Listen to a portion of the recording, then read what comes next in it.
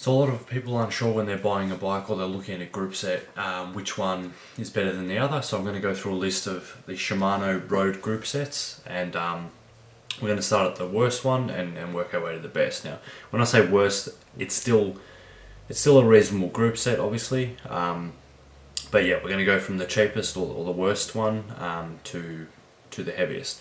So what makes a group set worse or better is basically just weight, and the way it's constructed, and the overall quality. So first we're going to do obviously Shimano, and this is just road bike group sets, so no mountain bike or anything like that, just road bike group sets. I know them off by heart, but there is a list here I'm going to read off because they do have some numbers that might help you. And yeah, so let's get started. The first one is Claris 2400, that's an 8-speed, so that's the cheapest, or the lowest down on the list group set for a road Shimano. Then you have Sora, which is Sora 3500, that's 9-speed. Tiagra 4600, that's a 10-speed. Then you have 105, and there's two 105, so 105 5700 is a 10-speed, 105 5800 is an 11-speed. Next up we have Ultegra 6700, that's a 10-speed, and then Ultegra 6800, that's 11-speed. Then we have Ultegra Di2, which is the electronic group set from Shimano. It's Ultegra Di2 6770, that's a 10-speed electronic. Ultegra Di2 6870, 11-speed electronic. That's what's on my bike.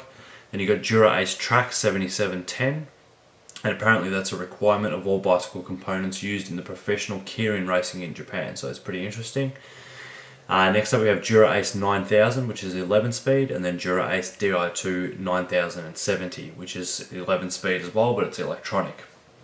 So for me personally, they're all good, but if I was to buy another bike, the lowest group set I would probably go is the 105 5800, it's the 11-speed.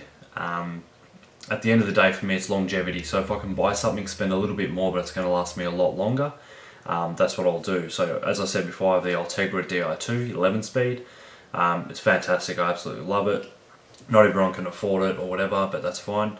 Mine came on a bike that was very, very cheap. They're called Azzurri Bicycles. They're an Australian company, it's Italian inspired, and they come with some very, very high spec parts, and the bikes are quite cheap. So not cheap, but cheaper than a brand name bike. So for instance, one bike was about, they're worth about 3,500 Australian dollars, and that's with Di2, full carbon, everything's Ultegra, brakes, everything.